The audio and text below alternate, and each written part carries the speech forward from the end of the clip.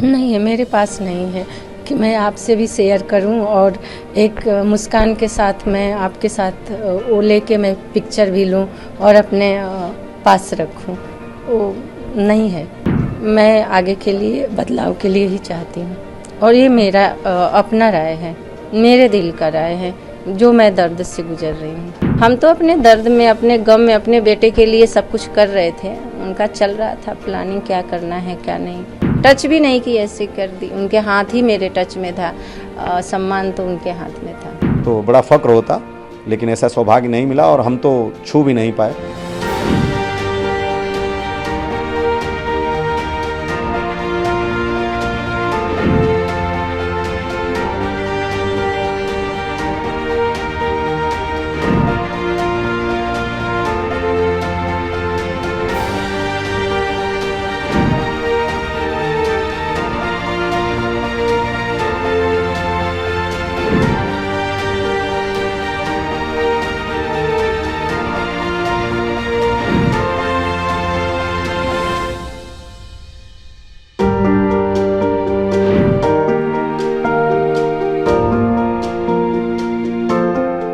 अच्छा लगा, बेटे की वजह से हम इतना सम्मान बड़ा मिला। लोग तो ऐसे ही चले जाते हैं, पर एक बेटा जो मेरा करके गया है उससे बड़ा कुछ हो ही नहीं सकता। बहुत बड़ा सम्मान था और बहुत अच्छा लग रहा था, पर कुछ दर्द भी था और कुछ खुशी भी थी कि मेरा बेटा ये करके गया है, इतना बड़ा काम करके गया है जो 4 परिवारों को दुख से बचाया है। अपने परिवार को ना देखते हुए, अपने को ना देखते हुए उन परिवारों को खुशी दे के गया है। इससे बड़ा क्या सम्मान होगा, इससे बड़ा क्या खुशी होगी कि मेरा बेटा इतना बड़ा काम करके गया है। दर्द है कि मेरा बेटा मेरे साथ नहीं है, इसका कोई अंदाज़ा ही नहीं लगा सकता, एक माँ ही लगा सकती है। और वो माँ का दर्द कोई माप नहीं सकता है। जो माँ होती है उनको पता है इसका दर्द कितना होता है, कोई नहीं इसका माप लगा सकता है। एक बड़ी बात है, बेटा गया, उसके बाद जो सम्मान आपको मिला वो भी आज आपके पास नहीं है, मेरे पास नहीं है कि मैं आपसे भी शेयर करूं और एक मुस्कान के साथ मैं आपके साथ वो लेके मैं पिक्चर भी लूं और अपने पास रखूं। वो नहीं है किस्मत में।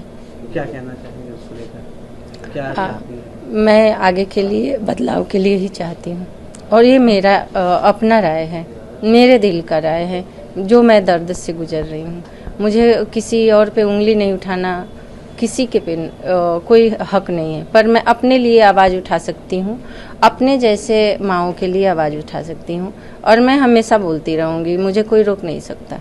क्या बहू से किसी प्रकार की कोई नाराजगी? नहीं, कोई मेरे से बहुत प्यार से गई। मम्मी भी उसकी बोली कुछ दिन के लिए मेरे पास रहेगी, वो भी बोली कि मैं कुछ दिन में आ जाऊंगी। मैं कि हाँ कोई बात नहीं, तुम्हारी जब इच्छा है आना, जब मेरे पास मन हो रहना, मम्मी के पास रहना मन।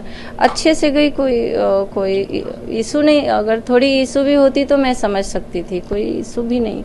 इतना प्यार से 13 दिन रहे हम साथ में, जो भी बेटे का संस्कार हुआ उसमें कुछ लगा ही नहीं कि हम तो अपने दर्द में, अपने गम में, अपने बेटे के लिए सब कुछ कर रहे थे। उनका चल रहा था प्लानिंग, क्या करना है क्या नहीं, वो जाने, वो बेहतर बताएंगे।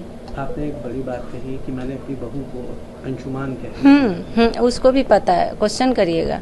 मैं उसको भी बोली थी, तू मेरा अंशुमान है। अंशुमान तो फौज के लिए बने हैं, उनके लिए काम कर रहे हैं, पर तुम्हारे पास मैं रहूँगी क्योंकि मेरा बेटा बोलता था, डैडी से भी झगड़ा करता था, मम्मी तो मेरे साथ ही रहेगी।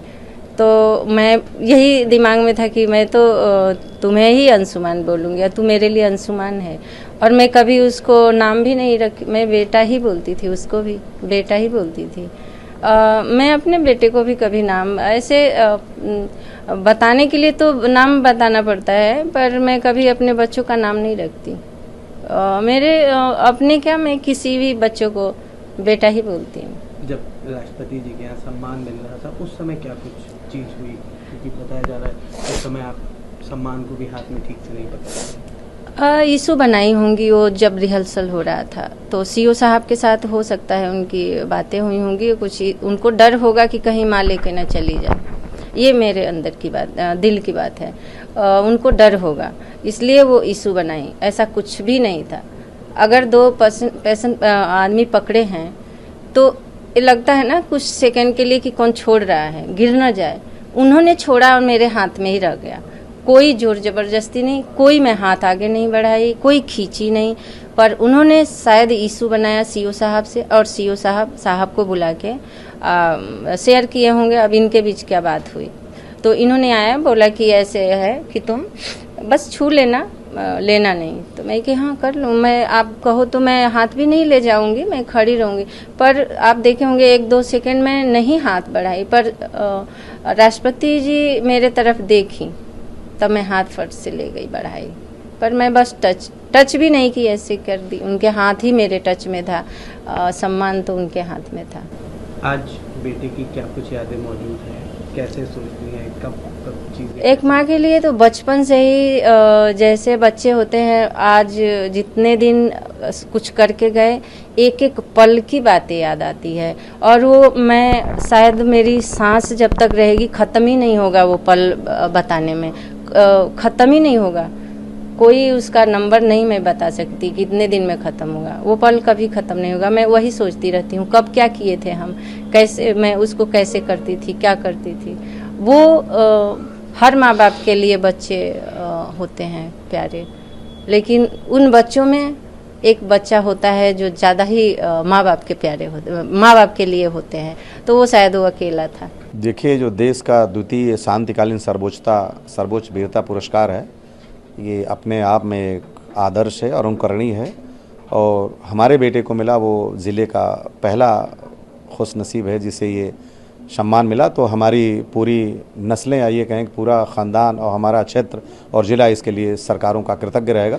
और सरकारों का सहयोग हमारे साथ बड़ा ही अनुपम और आदरणीय रहा है। एक तरफ जहाँ ये सम्मान मिला उसके मिलने की खुशी, वहीं दूसरी तरफ उस सम्मान को ना घर ला पाने का भी दुख बिल्कुल है, क्योंकि अगर ला पाते तो बेहतर होता। क्या कहना चाहेंगे सर उसको लेके, इसके पीछे क्या चीज़ें रहीं और क्या उसमें आपकी राय है? चीज़ें रहीं वो मैंने पब्लिक डोमेन में बहुत बोल दिया है, बहुत ज़्यादा इस पे बोलना, दुखों को फिर कुरेदना है। इच्छा ज़रूर थी कि हम ले पाएँ, लेकिन कुछ ऐसी परिस्थितियाँ बनी जिससे कि हम नहीं ले पाए, नहीं देख पाए। तो मेरा दिली इच्छा ज़रूर है कि मतलब ऐसा कुछ न कुछ प्रावधान होना चाहिए जिससे किसी की इच्छाओं की कलियों पे तुषारपात ना हो और किसी को शहादत के गम के साथ साथ खुशी मनाने का भी अवसर मिल सके। बेटे को लेकर के क्या सोचते हैं, किस तरह से चीज़ें रहीं और आज के समय क्या स्थिति? बेटा शायद उसको इस दुनिया से बहुत जल्दी जाना था। वो एक अनुपम धरोहर था भगवान के कृति का। क्योंकि 2 चीज़ें मैं आपको शेयर करूं, अपनी शादी में वो एक सूट लेकर के गया था और माताजी ने ये कह दिया कि मेरे बेटे की शेरवानी बहुत अच्छी थी, तो उस पूरे शादी के फंक्शन में वो सूट नहीं पहना, वो जूते और वो सूट पैक हमारे घर वापस आए थे। दूसरा, उनके बाल कुछ पके हुए थे, आप फोटो में देख सकते हैं। तो उनकी मम्मी ने पहले कह दिया था कि मेरे बेटे का बाल बहुत सुंदर लग रहा है, तो उस पूरे शादी के जश्न में सब कह के हार गए, उन्होंने अपने बाल को रंगा नहीं।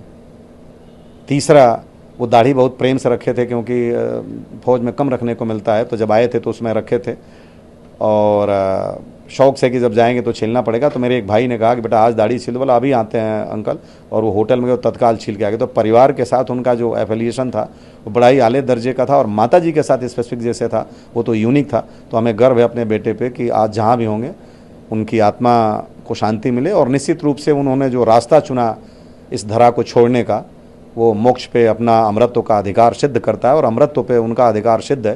तो मेरा इतना भौतिक रूप से कद नहीं कि मैं उनकी आत्मा को सत सत प्रणाम करता हूँ, मैं कोई भी उनको साधुवाद दे सकूँ या कोई कामना कर सकूँ, क्योंकि ये शास्त्रों में वर्णित है कि राष्ट्र पे जो अपने आप को समर्पित करता है वो सीधे मोक्ष को प्राप्त होता है।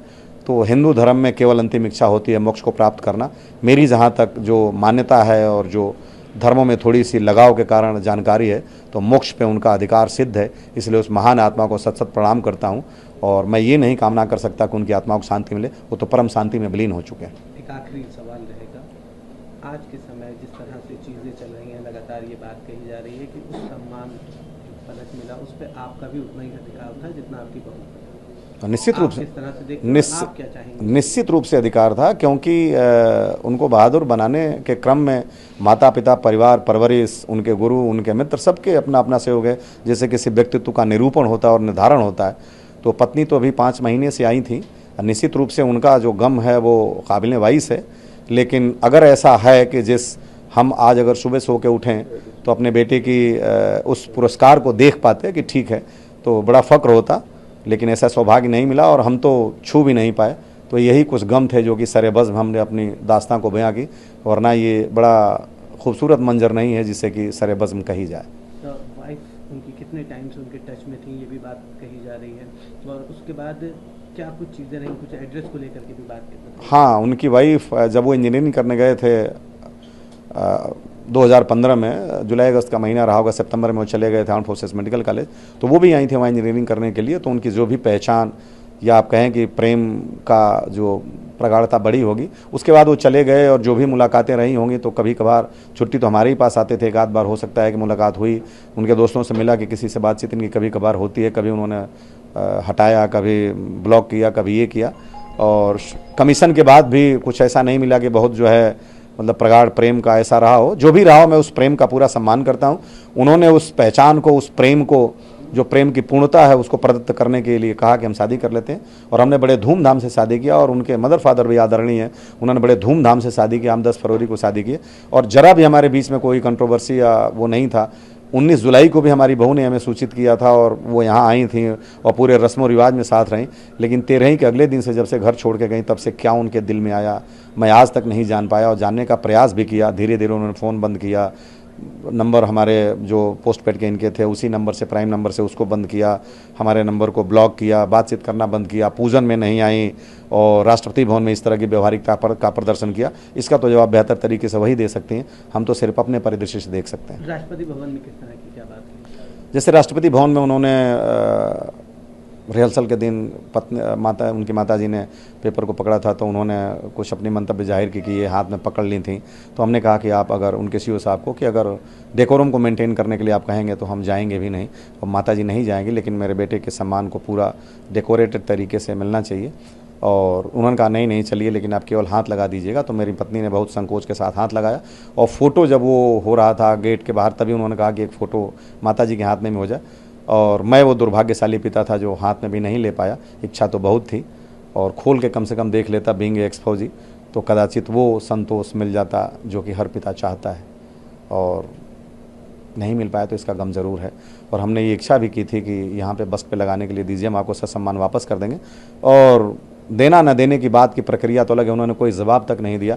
और हमारे होटल पहुंचने से पहले 6 तारीख को, जब तक मैं माननीय रक्षा मंत्री से मिल करके वापस आता, तब तक वो होटल छोड़ के जा चुके थे। उनके पिता का फ़ोन ऑफ था, और मैंने बात भी किया, तत्काल सीओ साहब को फ़ोन किया, वो लोग चले गए। आपने बात किया? तो उन्होंने बोला फ़ोन नहीं लग रहा है, आप बात कर ले। उनके भाई राजीव सैनी, उनको भी मैंने फ़ोन किया, तो हमने कहा मैं राजेश जी को फ़ोन कर रहा था, गलती से आपको लग गया। कोई पलट के उनका जवाब नहीं आया और कोई वो नहीं था। तो ये जो दर्द था वो बयां हुआ, जो आज आप देख रहे हैं कि समाज में आया।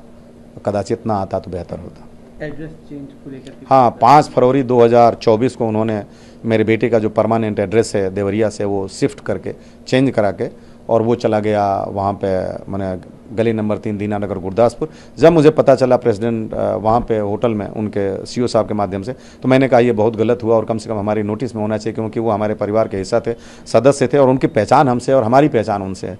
तो आप उनके एनओके का रेजिडेंशियल एड्रेस, कम्युनिकेशन एड्रेस, जो एड्रेस चाहिए चेंज कर लीजिए, लेकिन उस अफसर का पार्ट 2 ऑर्डर में परमानेंट एड्रेस नहीं चेंज होना चाहिए था। तो मुझे कहा गया कि ये प्रक्रिया है और उनके एप्लीकेशन पे ऐसा किया जा सकता है। मतलब कोई बात नहीं, प्रक्रिया है तो आप प्रक्रिया का पालन करें, आप उसी का पालन करेंगे जो निर्धारित मापदंड है। लेकिन मैं अपनी बात को तो रख सकता हूँ, और मुझे आज भी इस चीज़ का गम है। मैं चाहूँगा कि मेरा एड्रेस पुनः जो उनकी पहचान है वहाँ पे हो जाए, और जो भी कम्युनिकेशन का एड्रेस या रेजिडेंशियल एड्रेस, टेम्प्रोरी एड्रेस इनके एनओके का है, वो वहाँ रहे।